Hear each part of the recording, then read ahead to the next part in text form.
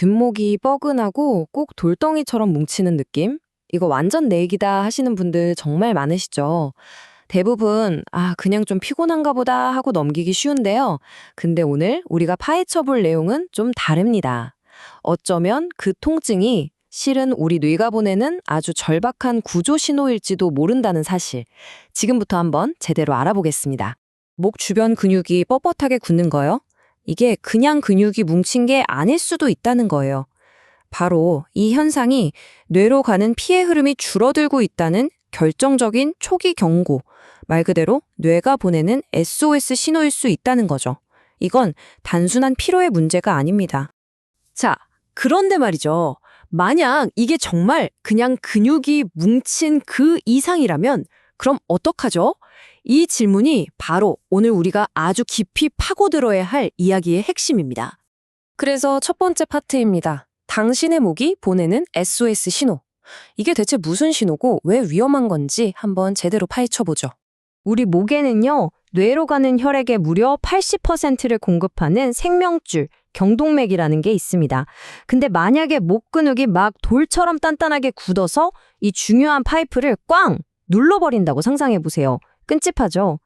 뇌로 가는 혈류는 당연히 나빠질 수밖에 없고요. 이게 바로 소리 없는 살인자가 활동을 시작하는 순간입니다. 더 소름 돋는 건 말이죠. 이 혈관이 막히는 위치에 따라서 뇌가 보내는 신호가 완전히 다르다는 거예요. 마냥 왼쪽 경동맥이 좁아지면 갑자기 말을 더듬거나 단어가 잘 생각나지 않는 실어증이 올 수 있고요. 오른쪽이 좁아지면 한쪽 공간을 아예 인지하지 못하는 증상이 나타날 수 있습니다. 이건 그냥 머리 좀 아프고 어지러운 수준이 아니라 아주 구체적인 뇌의 비명인 거죠. 자, 그럼 이제 두 번째 파트, 째깍거리는 혈관 시계로 넘어가 볼게요. 지금부터는 진짜 숫자, 데이터로 이게 얼마나 심각한 문제인지 확 와닿게 해드릴게요. 경동맥 초음파라고 검사 자체는 되게 간단해요. 이걸로 뭘 보냐면 혈관 안쪽 벽 두께를 재는 건데요. 이걸 IMT라고 부릅니다. 근데 이 숫자가 1.0mm를 넘어간다? 그럼 바로 뇌졸중 위험 경고등이 딱 켜진 거라고 보시면 돼요. 단순한 숫자가 아니라 내 뇌졸중 시계가 얼마나 빨리 가고 있는지 보여주는 지표인 셈이죠. 아니 근데 진짜 무서운 건 이겁니다. 이 두께가 고작 0.1mm, 진짜 눈에도 안 보이는 만큼 늘어날 때마다 뇌졸중 위험이 15%씩 그냥 팍팍 올라가는 거예요. 진짜 어마어마한 차이죠. 근데 이것보다 더 심각한 진짜 초비상 신호가 있어요. 초음파 검사를 하는데 갑자기 귀에 삑 하는 되게 날카로운 소리가 들릴 때가 있거든요.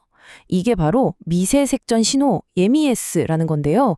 이건 뭐냐면요. 혈관에 붙어있던 혈전 찌꺼기가 툭 떨어져서 지금 뇌로 날아가고 있다는 신호예요. 이건 정말 혈관 속 시한폭탄이 터지기 일보 직전인 겁니다. 실제로 데이터를 보면요.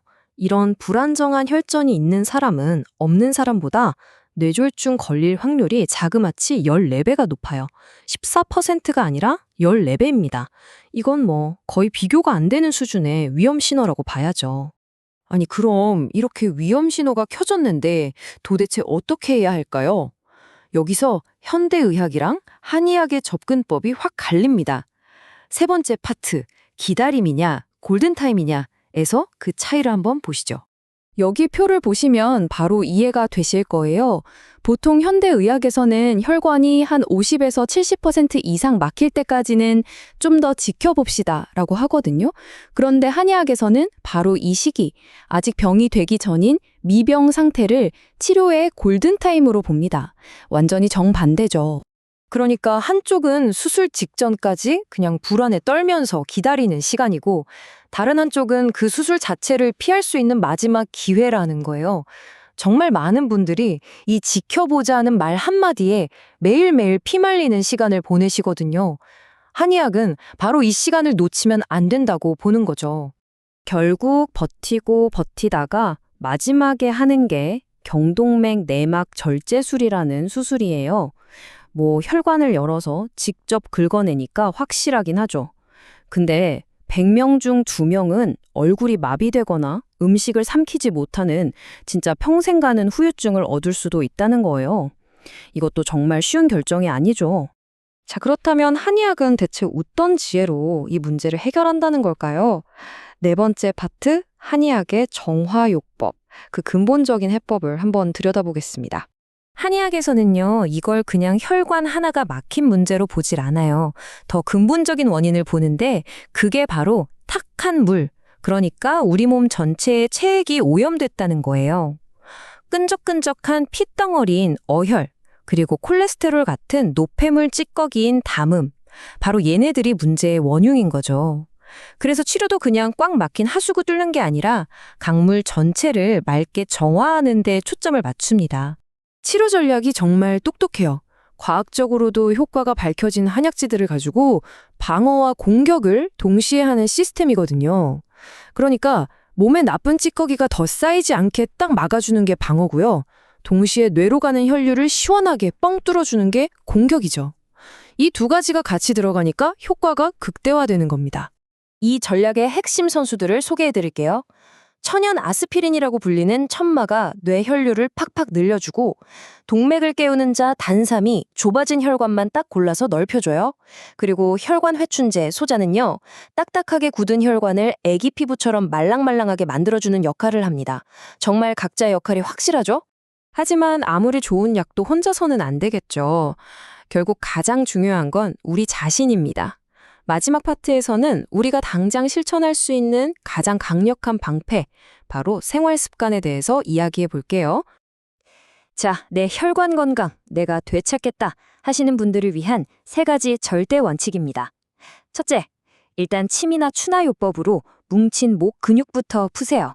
당장 혈액이 지나갈 공간이 넓어집니다. 둘째, 밀가루, 과자 같은 달콤한 독은 제발 끊으시고요. 지중해식 식단으로 바꾸세요. 그리고 마지막으로 흡연. 이건 타협의 여지가 없습니다. 좁아진 혈관에 불을 붙이는 것과 같아요. 금연은 선택이 아니라 생존의 문제입니다.